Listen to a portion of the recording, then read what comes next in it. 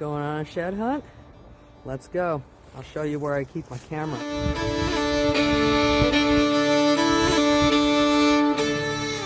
This is the backyard where all the trail cam pics come from.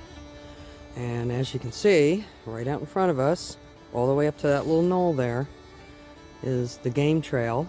And there's a little bit of one over here. And there's one here. So I think when the deer come down, they might go down past the left side of the wood pile, but most of the time they're up in here. In fact, you can see where there's some scuffling and the leaves, they've been disturbed. The cheap $30 Tasco from Wally World, that's given me so much enjoyment, and especially now, it's just so much fun to have one. So that's the famous camera right there. Not much to it. It's taking pictures of us as we speak. The batteries in that thing have been in there. I think I replaced them last September. So this is all a mess because I shoveled food particles. My neighbors got involved because they enjoy the videos too.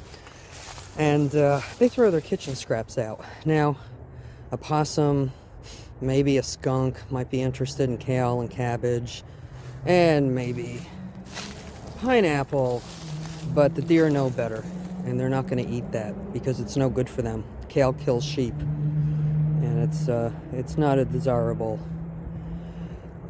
food source, but some of the birds might pick at it. These are 2 white pumpkins from last fall. Somebody gave them to me, and I didn't realize that the deer would pass them up, but they most certainly did. They were not interested in those at all. No white pumpkins for the deer. So that's why it looks like a mess. And there's the trail camera right there. Now what you see here, this is a road where this trail is. It's a road coming up from the main road. And it was a road to the old Ores Mill station. And if you look over here in the woods, there's the stone structure. That's the old spring house when the engines would stop and they would take on water. And this down in here is a great big mess of invasive Japanese knotweed that it's a deer nursery. In fact, I had a cat years ago, big old Norwegian forest cat named Avery, and I think he was like their godfather. He was godfathered like 3 or 4 generations, maybe more. So I'm not exactly sure what this is. I know it's a dump right now. I've looked it up everywhere. I've talked to guys who are Ontario and Western Railroad aficionados with great expertise and years of study, and they're not sure what this is, if it had anything to do with the railroad or not. But because it was near the station, that's why I kind of started with those guys. But it kind of looks like, well, it's full of water now. I'd love to test that. It's probably pretty crappy with all that shit in there. Garter snakes have a nest in here somewhere. Every spring around April, we got a nice sunshiny day. If you come up here, they're squirming all over the place. They love it. And then they're in their mating, their breeding phase, and they get a little aggressive, and they kind of come after you. It's kind of funny. If you look up here, you can see a well-used game trail right there by the deer. I just noticed that. You see them all over the place up here. So if anybody has any guesses, I mean, it looks like a root cellar, but it held something. So, and it's full of water now, which could have happened long after it was used as a root cellar. Here's more indication of travels by our deer and the fox. And we have 2 fox now. So I guess we're gonna have kits, and somebody's been chewing. Very heavily traveled. That looks kind of old. It is. I don't want to disturb them or get the dogs yakking. Yep, guess what? We got a fox then. I'll be damned. I was wondering where they were up here.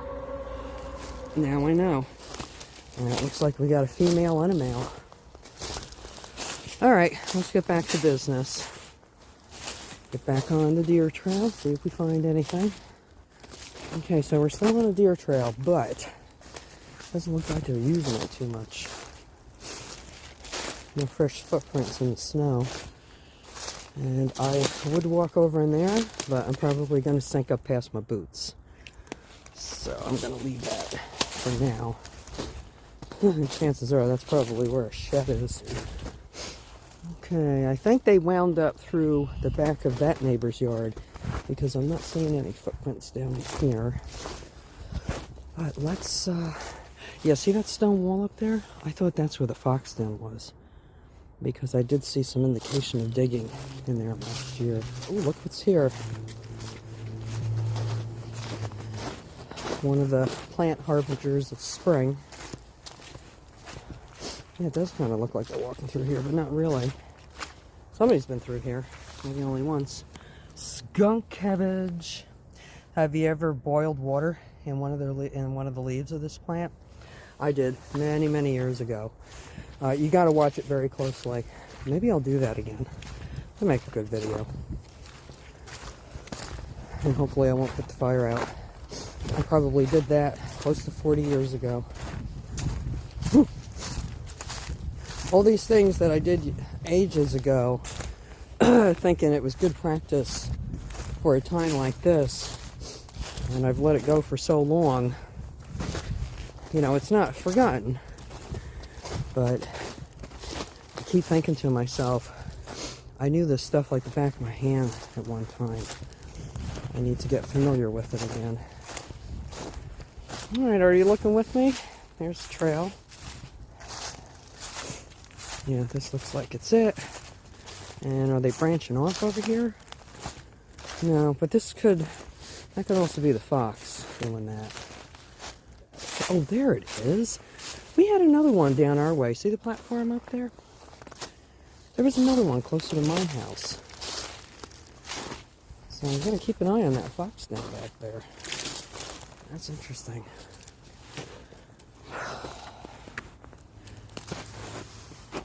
Unfortunately, that's our egg eater. Oh, here's a piece of spent coal from the railroad. Clinker.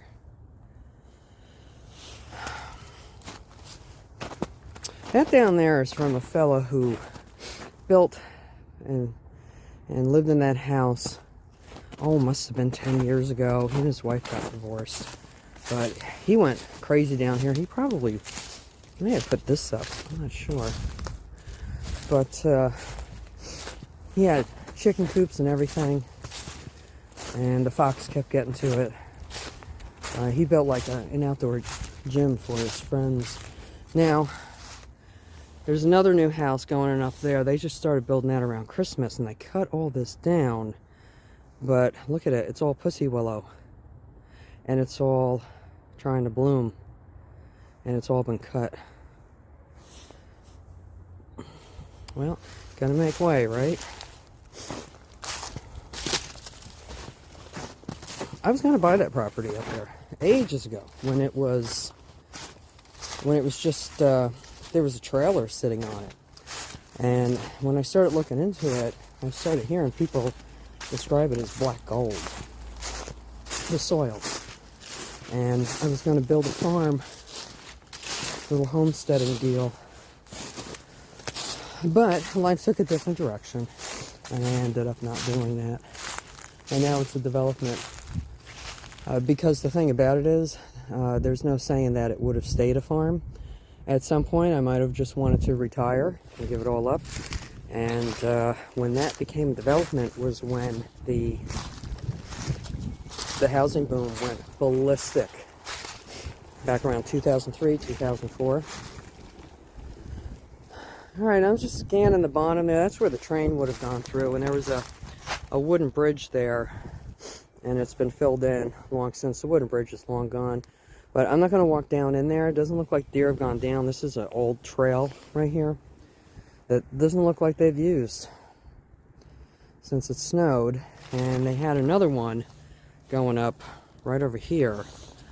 And it looks like that's been disturbed because of the new house. So they may not even be using that. They may not even be crossing this. So that's that. This here was my neighbor. He passed away last year. I just got confirmation about it. We weren't really close neighbors. You know, we weren't up each other's butts. But I paid attention to him because he was the sugar house king of the neighborhood. He did some maple syrup production here. And it's really a shame. I just got the confirmation of his passing through a neighbor down the road who has a buddy who just bought some land, and he's got a ton of maple trees and he wants to create a sugar bush, and he bought a ton of equipment, this guy's equipment, off of his surviving wife. So it's sad. I mean, you know, even if you don't talk to your neighbors all the time, you notice they're gone. You just get that feeling. At least I do. You know, I like to have that close connection to the area. Okay, it looks like somebody's coming through down there. And it really isn't that difficult to see a shed. Not really. And my eyes are still pretty good, and I'm not seeing anything. I don't think a deer even gives a crap when it falls off his head. He just keeps on going. Probably itches like hell before it falls off. That's what it looks like to me. It's like a big old nasty scab. I bet when that thing falls off, boy, it probably feels good. Alright, well, that's the end of the road. The end of the road bed on this section, anyways. I'm gonna hop across the road real quick where they're building another house. The Underground Railroad was in this area. My property had underground passageways and tunnels. Then unfortunately caved in over the years and had to be refilled. And over here was a great big house built, oh, I don't know, well, before the Civil War, great big one. And they had a network of underground tunnels for the Underground Railroad too. There we go. Somebody's been through here. It looks like it might be my big guy, but you never know. So, and they could be anywhere from here. Now, if I cross this guardrail, I'm going to be on private property, so I'm not going to go that way. Where is he? There he is. He's over there. Man, I wish I could shoot the squirrels around here. I would never have to leave the house to go shopping. Well, they're crossing the road, but not where I thought they were. It looks like they're sticking to the right-of-way, because this is what's across the street. They're not really coming down to the front yard anymore. They used to, and then they used to cross over. They probably still are. Maybe just not as often. But that's more shed hunting competition. 500 acres of private land. Darn it all. Woe is me. Aha. Question answered. This is where they're crossing. From the cemetery over. And again, private property. And I reiterate, there was a time I could just slide right down there. But I'll look from here. I'll use my binoculars if I have to, and if I find one, I'll be quick as lightning to go down and snag it.